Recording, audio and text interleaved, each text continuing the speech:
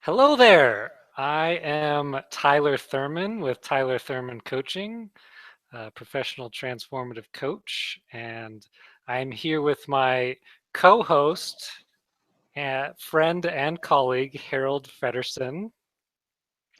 Hi, Tyler. Very happy to be with you. Hello. This is our first live Google Hangout, so I'm excited to be here with you. And we're going to have a conversation today about the topic that you selected, the myth of self-improvement.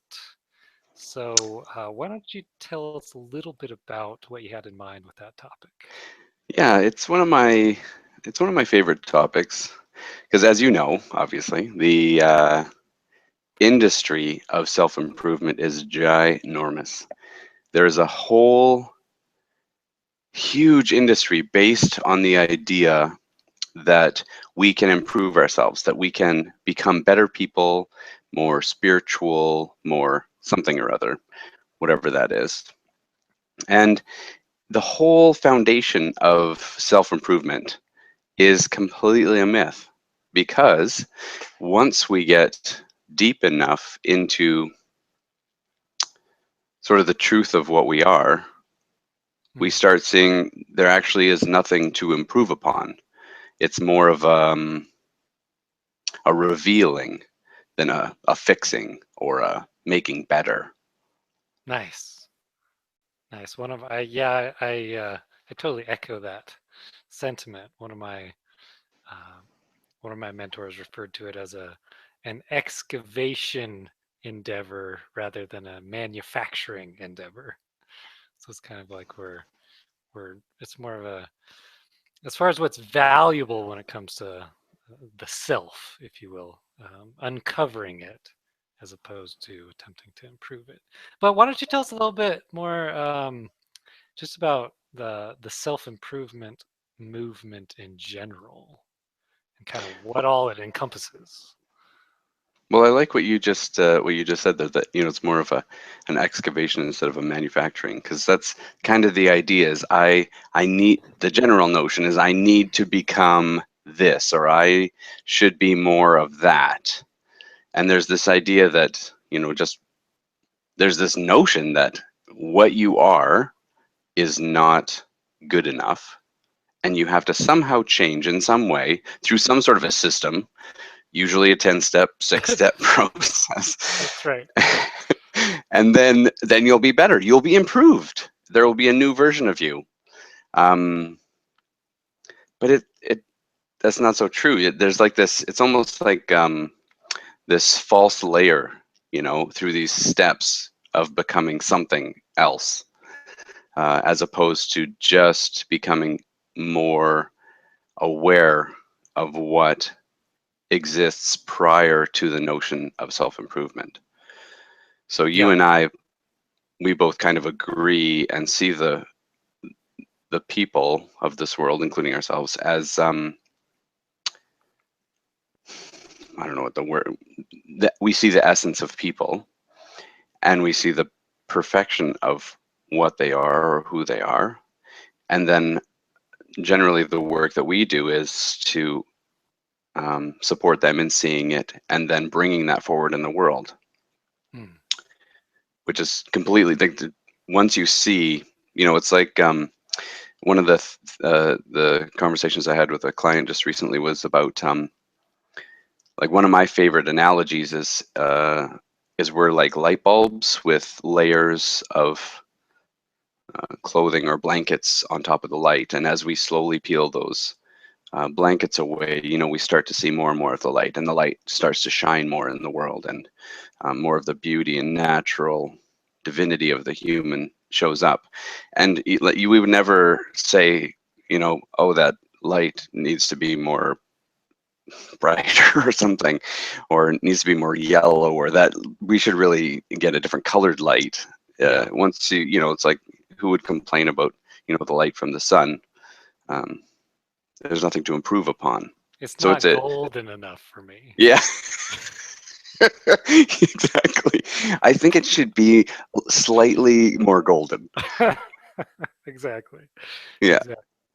So I thought we could talk because the self, the self-help, self-improvement, you probably lump those both in together, but it's essentially a multi-billion-dollar industry around the world, and I think it's interesting because you'd think, as big an industry as it is, and as many people that participate, we'd all be superhumans in some way if it worked, right? If it worked the way that it was supposed to, if all those Absolutely. 10-step processes, um, got you to be this somehow this elevated type of person of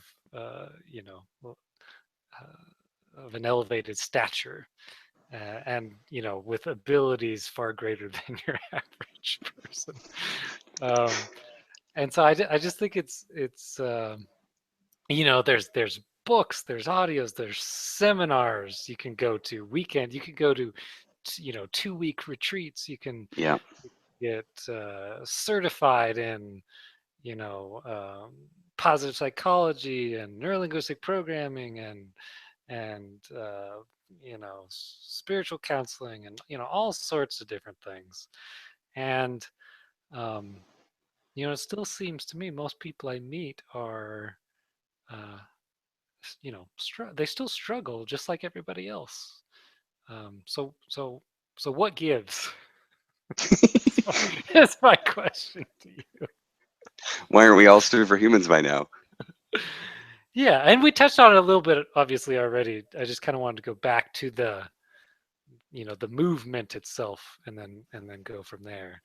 Um, but some things, it's obviously a huge industry. There's tons of people contributing, and I'm definitely not going to say that it's all bad or it's wrong or any way to participate. Um, there just seems to be something missing in a lot of it. Probably not all of it, but at least a good portion of programs you can participate in, coaches you can work with, any sort of practitioner, um, all of those things. There seems to be something uh, that a missing ingredient, if you will. And so, Yeah. Well, for me, it seems like the fundamental difference between what you and I do and this whole self-help or self-improvement movement is the fundamental perspective. The absolute foundation of the self-help movement and self-improvement movement is that there's something wrong with you that needs to be fixed or changed. hmm, And I think the way you and I look at it is there's actually nothing needs to change. If you right, can see the perfection, um, just as everything is, that's where we start. I remember when a mentor coach once said to me, you can't create a perfect future from an imperfect present. And I loved that hmm, because it's so true. And that's the foundation of the whole self-improvement, self-help movement, is that we're going to create a perfect future, even though we're not perfect right now. right, right. But through all sorts of different means, right? Through mind programming and affirmations and positive thinking, behavioral modification, you name it. Diets, shopping, Yeah, yeah, and none of it seemed. I've certainly participated in plenty of those, as and, have I, and as I'm you can see guessing from the library behind me. that's right. Yeah, you and I are got our self-help junkie libraries. Because well, yeah, for so long I thought that was the avenue. And like you said, it's not all bad, and of course it's not bad at all. It's just a way of looking at things. I think fundamentally there's a curiosity beneath the belief that something's wrong, Mhm. that brings us towards what really is what this is all about, is self-awareness. You know, Absolutely. I saw this picture on Facebook the other day. It said, I didn't change, I just woke up. Nice. I love And that. that's kind of the process. It's just becoming more aware, and then more aware. You know, being able to see, being able to see something more true, you know, now than we did before. And Right. it's like this continuously unfolding, or this continuous awakening, this continuous, someone's slowly turning the light up, or we're slowly turning the light up, and it just keeps getting brighter and brighter. And Right. I love what you said there about the curiosity that lives underneath it, because that is absolutely been my experience with participating in the self improvement movement, because that's basically where I started, you know, in the long road to becoming a, you know, transformative coach and a spiritual teacher. Uh, it it was with things like The Secret and, you know, positive thinking and law of attraction and affirmations and neurolinguistic programming. So I started way back there, but it set me on a path that was, it was, as in retrospect, it was driven by a, kind of the, it was that curiosity, but it was also the, there's kind of there's got to be more to life than my miserable thinking. And or my insecurities, right? Which was mhm, kind of what are front and center at that time in my life. Um, and so while the foundation of the movement does seem to be based in a bit of a misunderstanding about the self, it certainly helped me to get to where I am, not by actually completing all the 10-step processes, but by pointing me in a direction, um, that I just kept getting pointed in different directions, and and it it slowly transformed from a manufacturing operation to an excavation endeavor, where I'm like, hang on a second, there's nothing I need to add on to this self that I think I am. It's it's just kind of, you stumble across some teachings here and there that say, you know, look within and, you know, see what's buried under all the crap. mhm, And we see, anybody that I've seen look, um, genuinely look, sees that there's more to us than we previously thought. There's something certainly more beautiful to us than we were previously aware. Um, but it's but I can't speak to this per se, but I don't think I would have gotten to the point of understanding that it, it's a self exploration more than a self improvement without the self improvement movement, if that makes sense. I don't think I would have gotten to this point in my understanding without it, even if, the movement itself, I'm not um, a contributor to in the way that, a lot of other people are. yeah, I think one of the common themes is there's a willingness to look. There's not always a willingness to see what what's there, because once we start seeing, you know, you can see the absolute majesty of what you are. But at the same time, you'll also see sort of the operating system that has been running the show, so to speak, Right.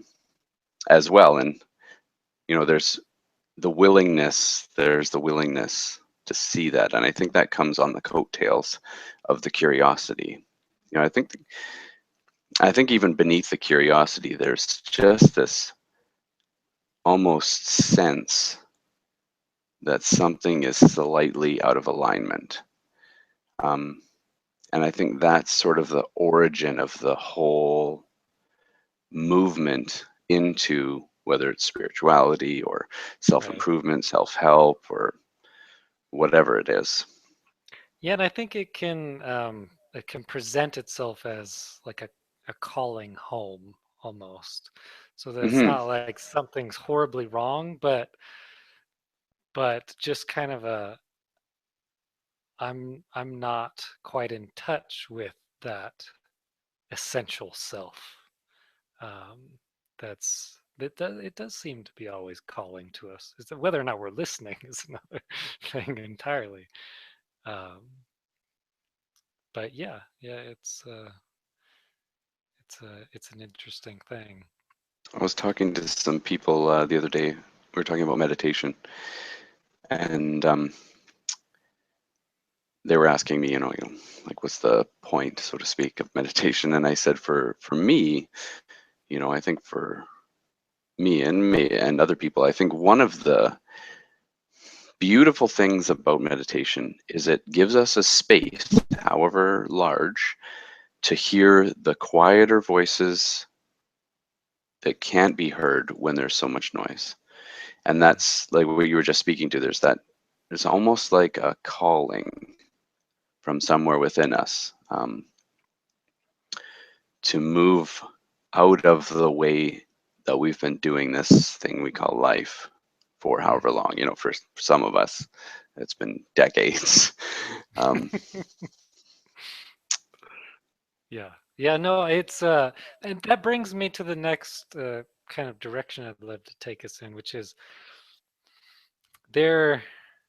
So, if self improvement isn't the answer, it does still speak to um, let's call it a false self, as is what it's called in some circles, right there.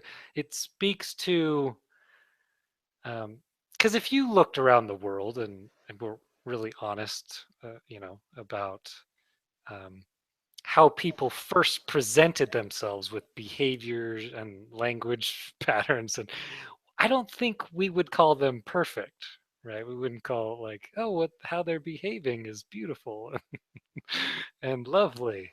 Um, of course, there's something underneath that, right, which we were kind of just pointing towards. But there also does seem to be this other thing, which which I guess calls into exploration the self part of the self improvement, the myth of self improvement, right? Because it kind of leads us down the road of, well, there's something that's not quite authentic here. Um, and then there's something that's more essential. Uh, uh, but but there's but it's not just all hunky dory, is it?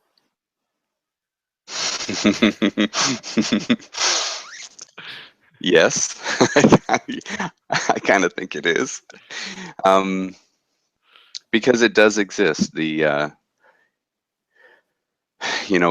we have those, the two selves, if you will, right? The divine self and the sort of human self. Uh, to some degree, those two do exist exclusively, but they also coexist, and they um, exist independently without the other. Mm. Um, but I like to I like to look at it like, it's part of this thing. It's part of the reality right now. And if the sort of self, the small self, if you will, I guess. If Mm. that's where we're operating from, then that's where our truth begins. Mm. You know, what about that? What about that? I always refer to it as an operating system. What about that operating system is true? Mm. You And know, at the very least, it's true for us, right? Even if it's not. because what was true for me when I was 20 is not necessarily true for me now. However, there's also still something that was true for me when I was 20 that is still true now, 2 decades Yeah, later. I like that because I think that that continuity points to that more essential self. Yeah. Um, and I like the way that you spoke about it because about both because I think it's really easy to demonize the part of ourself that we're not a big fan of. And that is what the self-improvement or self-help movement is about. It's about fixing or healing or doing something about that demon self, right? Exactly. And we even refer to it as a false self, or we have all sorts of different ways of labeling it. But since it is in existence in our current reality, then it is there is a truth to it. And I always like to just stick with our experience because it's really easy to get into theoreticals and into Right. conversations about beliefs and things. So just sticking with our experience, if it is in our experience currently, then it's currently real for us. Um, the way I operated in my life, say 10 or 15 years ago, was very true at that time. Um, and as I continued to go deeper, sort of within, and be more willing to see what is true, some of that just sort of falls away on its own. Mm, right. Yeah. And you and I know we've talked about this before, so that's how I know this. But We've had a couple conversations in this arena. that's right, and that's why we're doing this so that more people can be flies on the wall to these conversations. Um, but there also seems to be some kind of, and maybe this is that more essential part of ourselves, but there seems to be kind of an observer um, that once we access or understand more, or we're more aware of um, the observer part of ourselves, there's something really beautiful can happen with all range of human experiences that we have, um, which is they kind of become neutral, right? So as opposed to, because in order for us to have self-help or self-improvement, the very uh, terminology implies good and bad and right and wrong. There's good emotion, there's bad emotion, there's good behavior, there's bad behavior, um, and there's something about a deeper understanding about the human experience that allows all of it to be um, okay, I guess. Um, Hmm. Yeah. and yeah, and so there's it, it it takes the, because that's kind of one of the ways that we think about ourselves, right? Is just the range of human emotions and thinking that we have, and there's parts about it that we've been taught aren't okay. I'm guessing for most of the people out there listening, there's some kind of range of human emotion or human experience that for you think of as taboo. It could be depression, it could be grief, it could be, as guys, right? Showing sadness or even compassion, right? It's not manly, Yeah. there's all No, these things that, so there's like the human experience that we have that we might call self, and then there's like a meta experience of that, where we get to judge that or not. And there's something about accessing that observer part of ourselves that allows it to just be. And I wonder if you could speak about your experience with that. Yeah, listening to you talk about it reminds me of the teachings of Nisargadatta, a great Indian teacher. And he always would have us ask the question, who is that is, who wants that? Or it's a question that I've been asking myself for a while now, is who is actually driving this conversation? Especially when it comes to sort of selfish things. It's like, who wants that? Where's that actually coming from? And as we enter into the sort of curious space of that, we start finding there's like an emptiness, like the question, who is asking this, or who is desiring this, or who wants to be in control of the situation. It's like the question is a door, and then you open the door and you're like, wow, what am I going to enter into? And then you walk into it, and it's my experience that the more often I walk into that, who wants to be in control of the situation? Who is feeling unloved in this moment? Who is feeling like they're doing the loving? When I enter into that room, more and more often, I'm finding there's actually no one in the room. The room is actually empty. So then, it becomes a curious question about, well, what is that? Where is that question arising from? And you just start seeing this. I think I shared with you a couple of weeks ago, we were talking about this Adyashanti, who has this saying that the ego is nothing more than a circular pattern of thinking. Right. And so that's what you start to notice. Like when you open the door with the question opens the door, you walk in and there's this emptiness. It's like, well, how did I get here? Because there's this cyclical thing that just keeps bringing us back again and again to these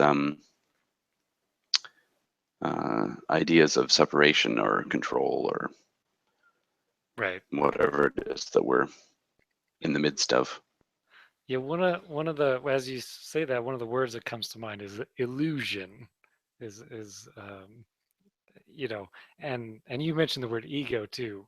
I won't get started too much on the ego because we could be here a while if I did. We could use the entire 8 hours of Google Hangout for talking about the ego, eh? That's right.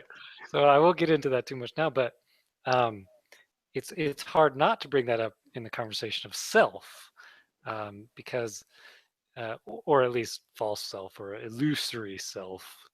And there's as you talk about sort of circular thinking, that is what I've found for myself and working with people. The more you explore some of the what once appeared as very rational lines of thinking, as you kind of explore them, shed a little light on them, maybe. And that's sometimes what we do really well as coaches and teachers. Is you you kind of you flip the light on in the room, and like you said, there's nothing actually there. It was just this line of thinking about ourself, or or something else, that maybe we've just been thinking that line of thinking for a really long time. Yeah. And so it seems solid, right? It seemed, because we never really checked it out. And so we said, one of the common examples I'll give is, I used to think of myself as a shy person, right? And I think I started that from about the age of 5, right? I just started telling myself that. Oh, and I think maybe other people told me that as well, and I bought into it. And I'm like, oh yeah, but it was really just a set of conditions and experiences that I started to tell myself, oh well, that's me. And so then I would invest in it, and I've started to believe it, and so you act into those beliefs. But if you look at it, you say, well, like you said, well, who's shy? Right? And what is shy? It's really comes down to some insecure thinking, which we all have. And so um, and the more I looked at it, the more I saw that, well, that's just completely made up. That's a construct of thinking, but it wasn't based in anything true. Hmm. It may have first started out as a descriptive thing, right? Well, it's a convenient descriptor for a set of behaviors, if you will. And it turned into this self concept, this thing that I related to as part of me, but it really wasn't. It was this thing that was manufactured, for lack of a better term, Yeah. without me. And then I forgot that I manufactured it because I didn't really know anything about how that process worked. And so, but once I was a little more able to look at that objectively, I could see, well, that's just kind of a bunch of hooey. And so it kind of speaks to, and that's just a tiny part of what I used to consider my self concept. But it's like, if that's not true, or that's not real, for lack of a better term, maybe none of that other stuff is either. And so then everything starts to break down a little bit, and it gives us room to one of two things, I think. Either create something else in its place without really knowing it, which is kind of what self-improvement tries to do, or it just tries to build on top of what's already there. Or it creates a space to look and see if there was anything underneath that. And then we get to keep doing that as excavators or explorers. And I think it's really interesting because it was a big epiphany for me, and it had made a big difference in my experience of life as I began to see, wow, a whole lot of the me that I thought I was isn't as solid as I thought it was. It's is much more made up, which I think speaks to the illusory nature of at least the self that most of us is aware of most of the time. Hmm. And I love, from a self-help perspective, you would then work to improve your shyness and become more outgoing. And your measure would be, well, now I'm more outgoing. I'm no longer shy. I am improved. Check. Right. Let me write an Amazon review on this guy's book. Whereas, yeah, I like how you said that. Whereas now the difference for me would be, sometimes I behave in ways that other people might call shy, and sometimes I don't. But none of Hmm. that means anything significant about me. Absolutely. Because as you said, which is my experience as well, the whole thing's just made up. It's a house of cards, if you will, Hmm. that can come tumbling down fairly easily once we look. And like you said, and which I very much agree with and like, is that there's a willingness that does seem to um, need to be there, at least in part.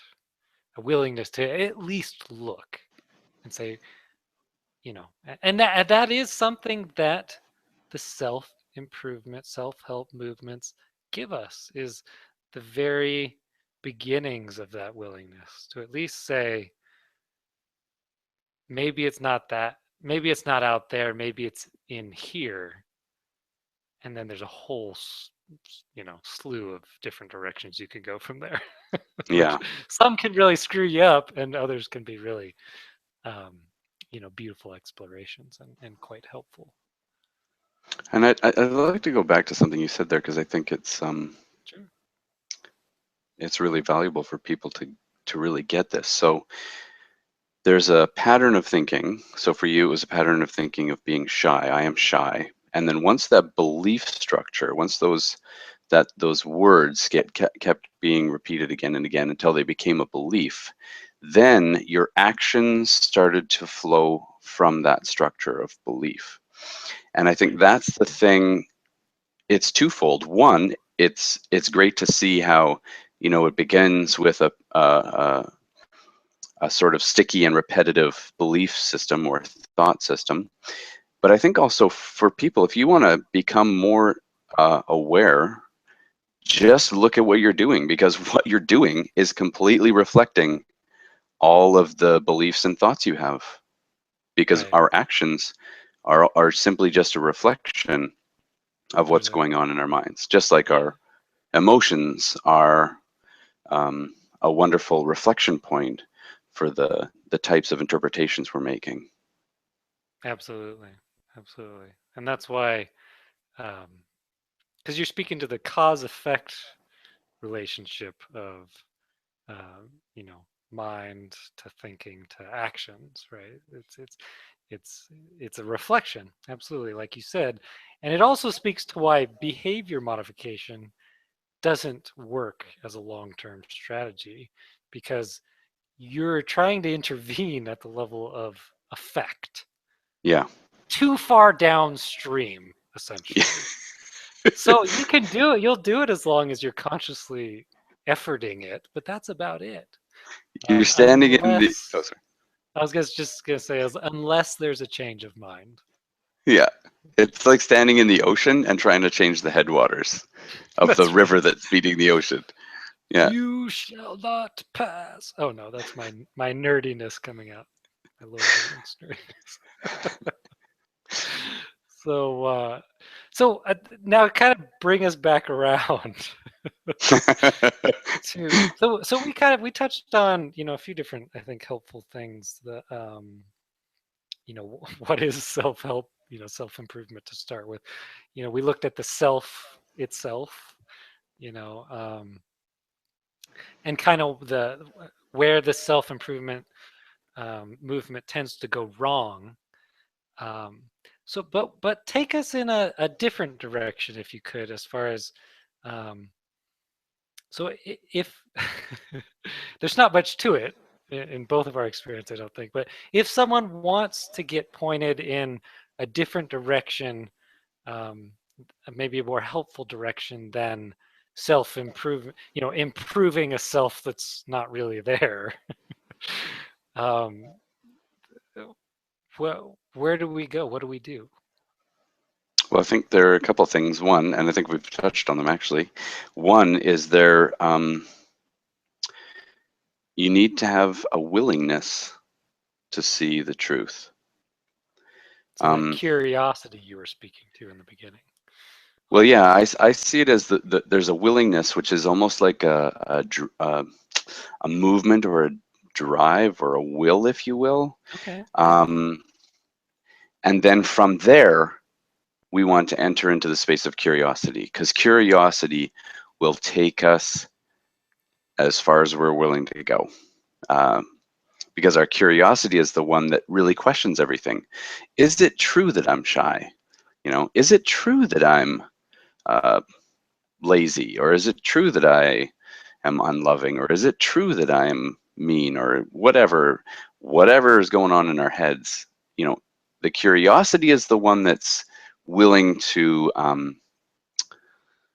look at that. But before our curiosity can go into effect, I think we do have to be willing. We have to be willing to enter into that conversation, if you will. And it's an ongoing conversation. One of my favorite things is, I say this to clients all the time and people all over the place. I say, we're not light switches. You don't just flick it on and there it is. It's constantly going back to the same things. It's a very cyclical movement, I guess, is the best way to Yeah, say kind of it. fluid. It's not black and white necessarily. Hmm. Yeah. And as soon as you and that willingness, you don't have to manufacture that. It's very much innate in us. I mean, if you're listening to this conversation, you're already, there's something in you that's calling you, if you will, forward. So then it's just entering that space of curiosity, and we've all been in that space of curiosity. Um, but there are also, I remember having a conversation with someone about curiosity. So this person would ask me questions, but their questions always had a preordained idea of what my answer was going to be. So it was almost like they were asking the question just to verify what they thought was true.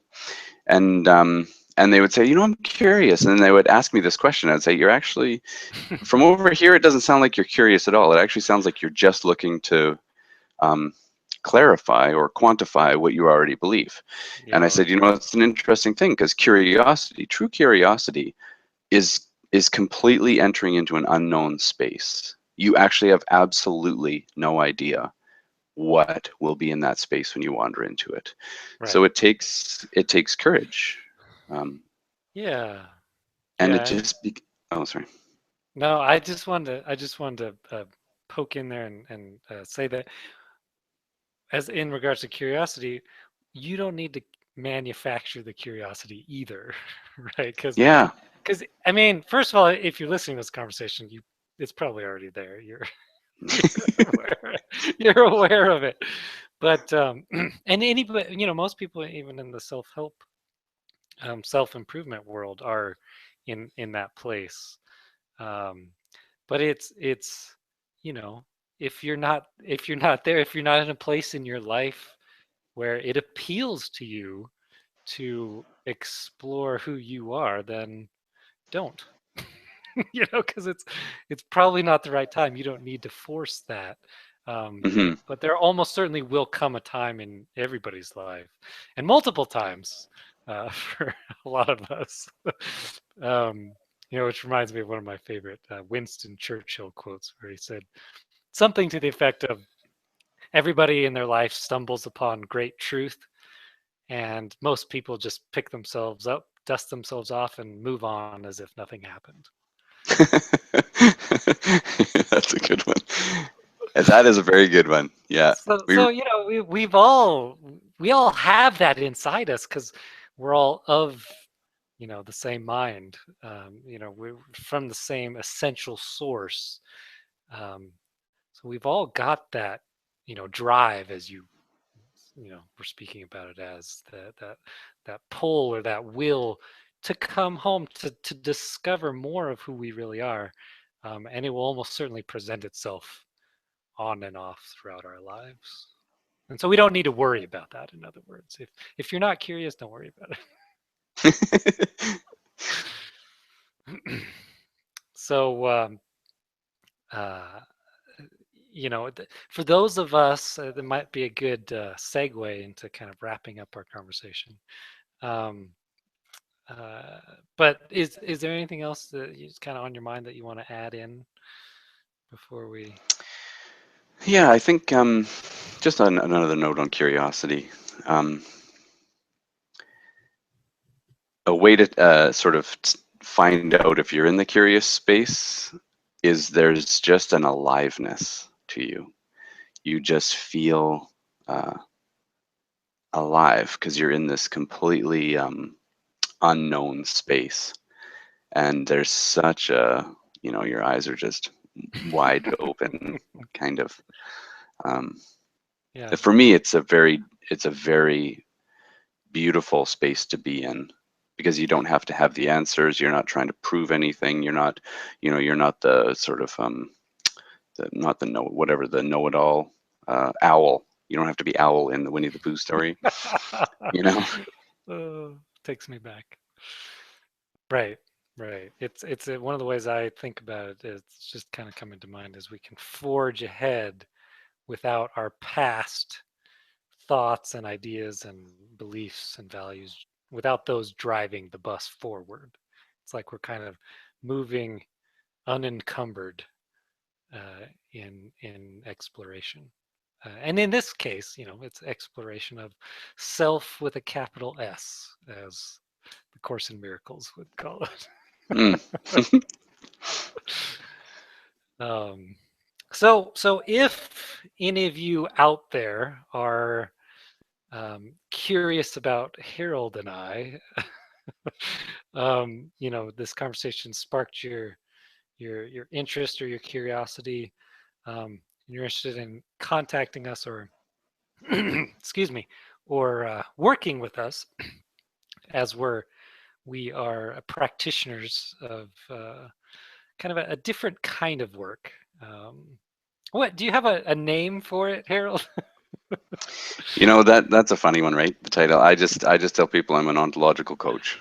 There you go. So I sometimes use the word transformative coach or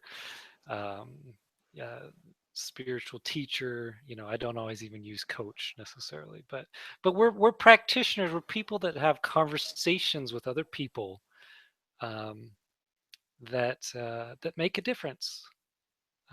In a kind of a deep, meaningful way, as opposed to more of a kind of a superficial, behavior-oriented fashion, the good old-fashioned type of behavior modification stuff. and we're not therapists or psychologists necessarily either. We're delving more into, for lack of a better term, kind of the spiritual territory, but spiritual territory that makes a difference in our day-to-day lives. And so if you're interested in getting in touch with us, Harold, I know you're working on some of your website, your Facebook page, your YouTube page, all that stuff. So is there anything? Yeah, go ahead. I've torn down all the old stuff, and we're rebuilding. So they're in the rebuilding process. So I'll give out my information, and if anyone wants to get in touch with Harold, just get in contact with me, and I'll put you in touch with him for the time being, until he gets his stuff up and running. So you can find me, Tyler Thurman, at coachtylerthurman.blogspot.com, and that's kind of my online playground. Find free videos like this one. Articles and links to Facebook page, YouTube, all that good stuff. So without further ado, any last parting shots, Harold, before we sign off? No, I guess I could give my email, because it's that is my coaching email. It is haroldfeddersen@gmail.com. So that's HAROLDFEDDERSEN@gmail.com. Fantastic. And for any of you who were tuning in, thanks for bearing with us on our very first live adventure here with Harold and I. There will be more to come, so stay tuned. And with all the love in the world, we'll talk to you next time. Thanks, Tyler. Thank you, Harold.